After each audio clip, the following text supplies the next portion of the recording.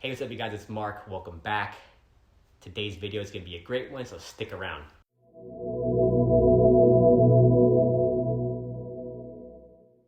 So people often approach me and ask if they can pitch me a business idea that they have. And when asked, I always respond back with, "Let me see your house."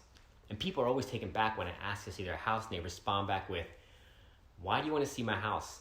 I asked you if I can tell you about my idea and you want to see my house?" Well, if I can't see someone's house, I'll look at their car or other personal space. And the reason why I want to see someone's house or personal space before I invest my time or money into someone is because that'll help me determine whether or not that person has the discipline and drive to run a business. A messy house means a messy mind. And I'm not talking about carpet that needs to be vacuumed or floors that need to be mopped. I'm talking about a house that has dishes left in the sink, piles of laundry left untouched, things that are all over the place, broken blinds, watermarks and splashes of toothpaste water on the bathroom mirror, stained furniture and carpet. I mean, things that can be easily cleaned or fixed, but are neglected due to the lack of motivation and laziness. And it can also be a house that's full of clutter and unorganized. If someone's house isn't clean or is full of random stuff, that tells me that they don't have the discipline and drive to run a business. And if a person doesn't have the motivation to clean up their own personal space, how are they going to have the motivation to run a company? Those people usually have a "I'll do it later" mindset. The "I'll do it later" mindset doesn't work when it comes to success. If you tell yourself that you'll get to work later, well, guess what? Someone's going to take your place. I've seen it happen many times where someone has an idea, but they'll say, "I'll get to it later." And then when later finally comes, their idea was created by someone else. And someone else will have success with that idea. And then those people complain about how their idea was stolen by someone else. Well, nobody stole your idea. It's just someone else took action. People with messy houses will tell me that they don't have time after work to clean their house.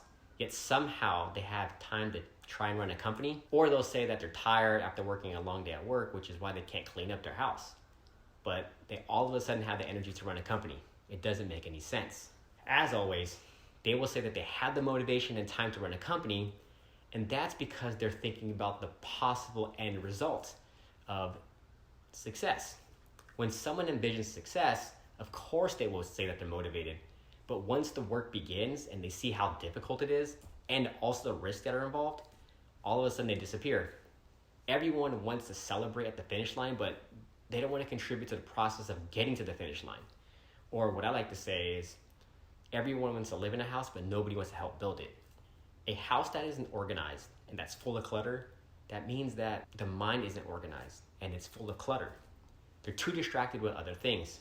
Most people would rather watch TV, binge watch on Netflix, waste hours on social media looking at other people's lives, partying, going clubbing, going and hanging out at a friend's house, attending barbecues with their friends so they can all talk about how they hate their jobs. They would rather do all of those things instead of putting all the necessary work and time into their idea, which can be the key to a better future, a future of freedom that they desire. Everyone wants to live a life of freedom where they have control of their lives and don't have to work a job that they hate, but they lack the true desire of living the life that they dream of because they lack the discipline. I'm not saying like relaxing and having fun is bad. What I am saying though is that when you're starting a company, you need to be present and you have to give it all that you have with all of the available time that you have. If your mind isn't organized to make your business a priority, you're heading down the wrong path. Have you ever seen a successful person's home that was dirty or full of clutter? Most people assume that if you're successful that you have maids that clean your house. And that's not always the case. Successful people, they clean their house themselves. It's the motivation to get things done, whether it's in business or in their personal lives. It's the discipline and motivation to get things done. It doesn't matter if it's a tiny house or a big house. Successful people keep things clean and organized.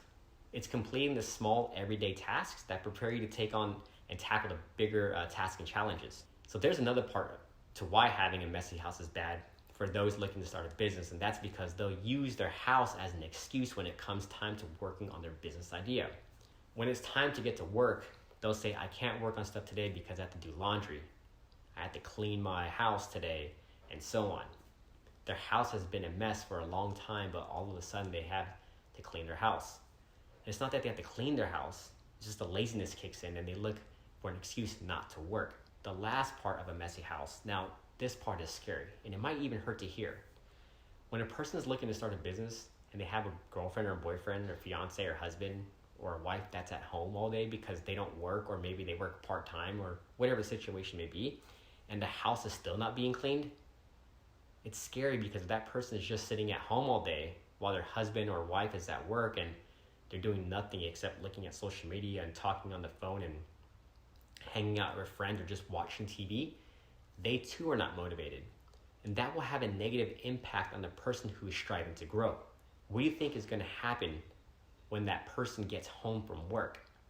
They're going to be pulled into whatever it is that their significant other has been doing all day, which is nothing. Not only that, but they're going to have to clean up after their girlfriend or wife or boyfriend or husband, which creates more cleaning on top of all of the other mess that's already there. And that'll take more time away from getting work done. So when someone has a significant other who's at home all day doing nothing, when he or she gets home after work, their significant other always wants to get out and do something else. So they'll go shopping, go out to eat, go visit friends or family. Therefore, time that could have gone towards working on the startup has to wait another day. And sometimes that becomes a regular daily routine, so they never get a chance to work on their idea, because when they get home, their other half wants to go out and do something else. You are who you surround yourself with. And if your other half isn't motivated, who's going to push you and root for you to do better when the most important person in your life is weighing you down? All of these factors are the reasons why it's important that you keep your house or personal space clean. And if you have a significant other at home, have them help you so that they can help you maintain your house. That way, when you get home after work, you have time to work on your idea. Going forward, if someone approaches you to present an idea or to partner with you on a venture, look at their personal space, whether it's their house, their car, or their office. It'll be a good indication whether or not you should invest your time or money into that person, or even consider them as a business partner. Thank you for listening. As always, hit the like button below and comment, and be sure to subscribe. Feel free to connect with me at the links below. Thank you for watching, and as always, I wish you all the best. Take care.